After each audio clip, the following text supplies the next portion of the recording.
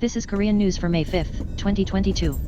While President-elect Yoon Suk-yeol's side has stated that it is necessary to carefully consider the issue of special military service for the world-class group BTS, Minister Wang Hee, who is about to retire as the last Minister of Culture, Sports, and Tourism under the Moon Jae-in administration, will benefit from military service for some BTS members who are about to enlist.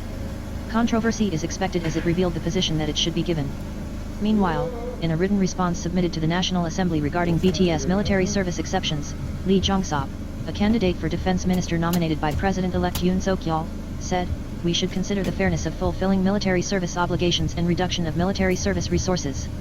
Expansion of the subject of special cases requires careful consideration. The agency Hive is doing everything in its power to prevent BTS, their former asset, from enlisting in the military, and is doing everything in their power to play the media in all directions. However, if BTS receives special military service benefits, Hive's BTS may be forever forgotten in Korea.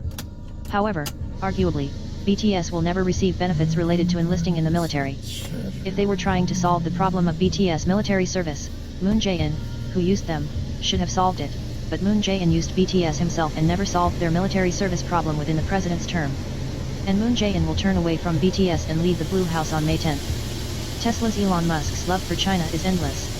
On July 1st of last year, on the 100th anniversary of the founding of the Communist Party of China, he praised China's economic prosperity, saying, "It's amazing." In December last year, when the United States declared a diplomatic boycott of the Beijing Olympics due to human rights abuses in Xinjiang, it also opened a Tesla dealership in Urumqi, Xinjiang. Tesla is gaining popularity in the Chinese electric vehicle market despite the political and diplomatic conflict between the US and China, perhaps because of Musk's pro-China movement. Musk responded to the Chinese people's love for Tesla. The China Securities Times reported on the 4th that Tesla has set up a plan to build a second plant in Shanghai, China, to produce an additional 450,000 units a year. Citing a letter sent to the Shanghai authorities on the 1st, the China Securities Times announced that it plans to build a second factory near the Gigafactory in Shanghai to produce Model 3 and Model Y. The Shanghai Gigafactory, which started full-fledged operation in December 2019, is Tesla's first overseas factory and the only production facility in China. It can produce up to 500,000 units per year. Last year, about 480,000 of Tesla's 930,000 vehicles worldwide were produced here. Of these, 320,000 units were sold in China, and the remaining 160,000 units were exported to Germany and Japan. If Tesla builds its second plant in Sonnanji, it will produce 1 million cars a year in China alone. Tesla presented a blueprint to make its Shanghai factory the world's largest export base and ultimately produce up to 2 million units per year. Despite North Korea's provocation of launching an intercontinental ballistic missile, North Korea's state media remains silent about this fact. North Korea's state-run news agency, the Chosun Central News Agency, did not confirm the details of the ICBM launch provocation the day before until the morning of the 5th. The news was not published on the 5th of the Rodong Sinmo, the party's official newspaper. In the past, North Korea has usually reported through state media the day after the missile launch provocation, an article defining and evaluating the nature of the previous day's launch, along with photos of the launch scene. In particular, since the missile launched the previous day was presumed to be an ICBM, the fact that there was no report on it the next day raises doubts. It is when North Korea fails to report even after provoking an ICBM launch. On March 16, North Korea attempted to launch a new ICBM Hwasong-17, but it ended in a devastating failure as it exploded in mid-air, and the state-run media were silent all at once the next day. In the case of a launch provocation that lacks political or military weight, the news of the launch is sometimes reported together with other news a few days later. North Korea carried out a provocation by firing 2 long-range cruise missiles on January 25, but did not report on it the next day, but only 3 days later, on the 28th, with the news of another missile launch. In the election for regional leaders in Seoul and the metropolitan area to be held on June 1, the results of a survey showed that the People's Power was dominant in Seoul and Incheon, and the Democratic Party of Korea prevailed in Gyeonggi-do.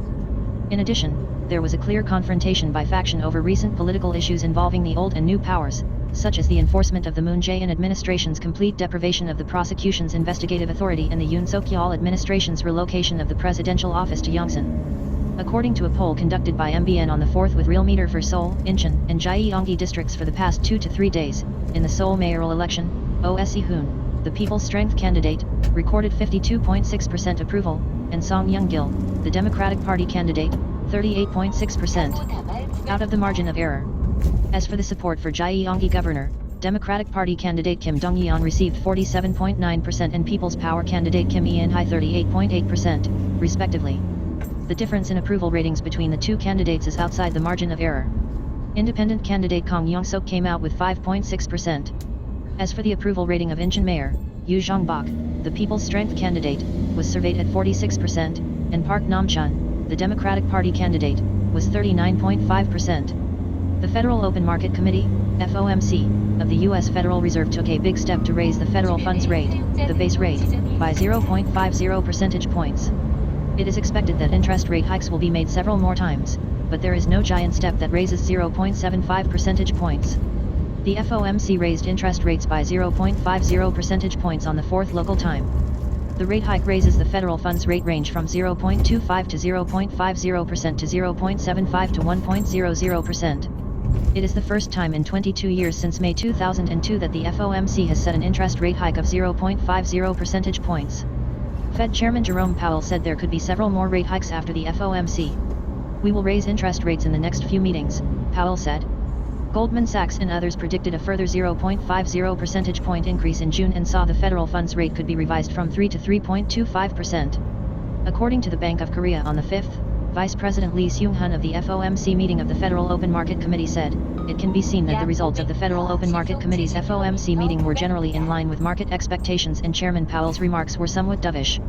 The possibility of increased volatility in the financial market exists due to the Fed and the prospect of a continuous 0.5 percentage point hike. It is the first time since 2000 that the base rate has been raised to double the normal adjustment range of 0.25 percentage points. As inflation worsened, the big step was to raise 0.5 percentage points at a time. The Fed raised its benchmark interest rate by 0.25 percentage points in March for the first time since 2018. Kakao showed negative growth for the first time in 5 years. It has continued to grow for 19 consecutive quarters from the first quarter of 2017, and for the first time, sales decreased compared to the previous quarter. Following Naver, which previously reported an earnings shock level of first quarter earnings, even Kakao posted report cards that fell short of market expectations, raising concerns that Naver and Kakao's rapid growth might have reached its limit. Neither company was able to overcome the recent bad news at home and abroad, such as rising labor costs, the Ukraine crisis, and interest rate hikes from the US. The stock price of Naver and Kakao fell by 25% and 22% from the beginning of the year this year, falling from a national stock to a worry stock among investors. Jong Ura, the daughter of Choi Soon-sil, who is imprisoned for the so-called government Nongdan case of the Park Geun-hye government, sued former Justice Minister Cho Kook, Min-seok Ahn of the Democratic Party of Korea, former reporter Joo Jin-woo, and broadcaster Kim Yo-jun on charges of defamation. On the 4th, Jong Ura filed a complaint with the Seoul Metropolitan Police Agency to investigate former Justice Minister Cho Kook, lawmaker Ahn Min-seok, reporter Joo Jin-woo, and Kim Yo-jun on charges of defamation and insults by making false statements. On this day, Kang Yong-seok, the host of the YouTube channel Garosero Research Institute, and the president of Gyeonggi Province, Kang Yong-seok, were accompanied by Jong Ura. In relation to the controversy over her illegal admission to Ewha Women's University, Young claimed that her former Justice Minister Cho Kook wrote on his social network service SNS in January 2017 and distorted excerpts such as "If you have no ability, blame your parents." Kang Yong-seok, a preliminary candidate for governor of Gyeonggi-do, said, "It was an accidental content that Ura Jong was arguing with a friend, and the content was not directed against the people raised." Also, Rev. Ahn Min-seok spread false information that the Jong family hid 300 trillion won abroad. Joo Jin-woo and Kim Yo-jun have been saying everything through broadcasting. In particular, Joo Jin-woo said, "Young is Park Geun-hye's daughter. I've done it countless times," he said. Jong Ura, who shed tears at the scene on that day, said, "This must never happen again. No matter the left or right, the life of a person should not come to an end by saying it in any other way." She also said on her SNS, "I have been sued," and she said, "There is no exception for lawmakers who spread false facts." She said, Naver has prepared a new work system that allows you to choose between 3 days a week on-site work or full remote work. After Line Plus recently allowed overseas remote work, Naver also allowed its employees to continue remote work even after the corona pandemic ends. Naver's decision is expected to affect other companies, such as Kakao, who are considering the type of post-coronavirus work. Naver announced on the 4th that it will introduce a connected work system that will allow remote work, such as from home, from July. When the new system goes into effect, Naver employees can freely choose between 2 types of work. One is the partial remote work method, where an average of 3 days a week or more per month go to the office. For example, in the case of this July, which consists of 4 weeks, you have to come to the office more than 12 days a month. The other is a full remote work system, 5 days a week. Even if you are not at home, you can access your work online from any place you want, such as Jeju Island. Thank you for watching today. Please like and subscribe.